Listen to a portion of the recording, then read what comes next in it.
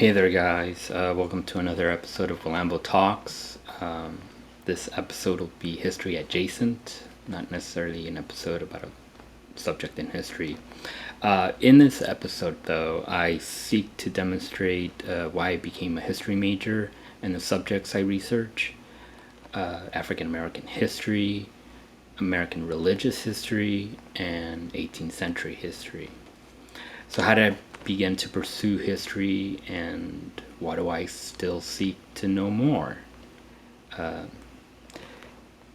uh, some of these statements will sound naive, and they will sound naive purposely because I want to demonstrate how history has demonstrated to me that they are naive, and the world is more complicated than what I first believed. So naively, I grew up to believe that we are all equal and that life is fair to us all. Um, my father passed away when I was 3 years old, and at the time I considered it just an unfortunate circumstance and proceeded with life because I still believed I had an equal chance to become whatever I wanted to be. When I was in third grade, I became aware that the country I lived in had practiced slavery, but that it was in the past and had no ramifications to the present because we all have a fair chance today. That, of course, is history has shown otherwise. It was not until I was in fifth grade that I began to notice differences all around me. The ethnicity of the school administrators were different versus that of my own classmates.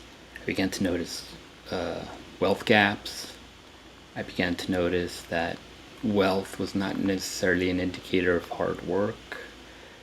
I began to see that the past did in fact have ramifications on how and why I was in the present circumstance that I was growing up. In fifth grade, I began to read about the Civil War because I learned that about the bad reputation that public schools get, and that if you really want an education and you're in the public school system, you're gonna have to educate yourself. So I sought it out. As I read American history books, I couldn't help but notice that progress stopped after Reconstruction, and then didn't pick up until about 100 years later. Uh, this was me back in elementary school wondering why. So as I went on to junior high and high school, I noticed that those around me were into hip hop, and by that I mean my classmates. It was catchy, we could all bop to it. And then I noticed that only my classmates listened to it, and that administrators and teachers listened to other music and never even mentioned hip hop. It was another, what's going on moment for me. As I read more and more about American history myself, I read about corruption, slavery, and its effects from the beginning of this country. I also read about the harsh histories of countries outside of America, and it gave me perspective. That perspective being that this country is not perfect, but it is also not a dictatorship or a failed communist state.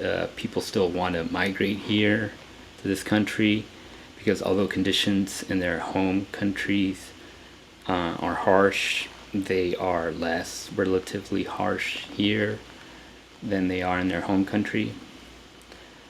So that is what I learned about my mom's home country of Mexico, and why many in our community appreciated the so-called lowly standard of living compared to others in America. and compared to our own parents in their own home country. So still, as I read and became a history major in college, I began to realize that the only people that did not take this country and its rights for granted was the African American community. Now, how is it that a community that had been in this country since its inception was no better off than people like myself who were first generation born into this country? That this question was a catalyst as to why I have studied African American history and never looked back. I knew that I shared more in common with the African American community than with the general American community at large. So being a history major, I knew I had to attain any insight that professors had regarding the major and the profession. I learned that one needs to have a range in their knowledge of history for both academic and occupational purposes, essentially for practical purposes, how to make a living out of what you're doing, in my case, researching history. I ended up being, I ended my BA majoring in history and concentrating on those three areas that I spoke of earlier: African American history, American religious history, and 18th century history. When I sought my master's in history, because I was in Los Angeles, I could really only focus on the black community and American religious history. So my culminating work ended up being the beginning of the black church community in Los Angeles in the beginning of the 20th century. I wrote on what I could assemble around me. So though I still took courses in 18th century America and wrote papers on that subject, I knew being in LA and the West Coast was a limitation in terms of research in 18th century. I did have the chance, though, to read the so-called classics written during the generation of Gordon Wood, Pauline Maier, Jack Rakoff, Bernard Bailyn, etc.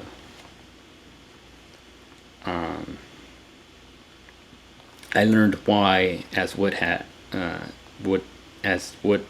stated, the American Revolution is more radical than other revolutions, in that it didn't implode on itself. And in that sense, it's a radical revolution because the norm, rather than the exception, is for a revolution to be short-lived and implode on itself.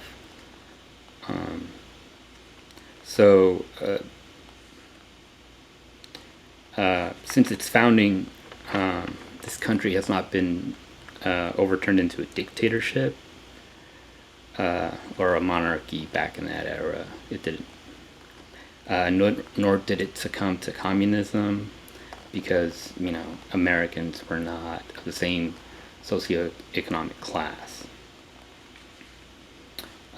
So it was a combination of learning this and the appreciation that African Americans still have of the basic rights bestowed on this country since its inception that led me to the topic I want to research. Further, African American religious history in 18th century New England.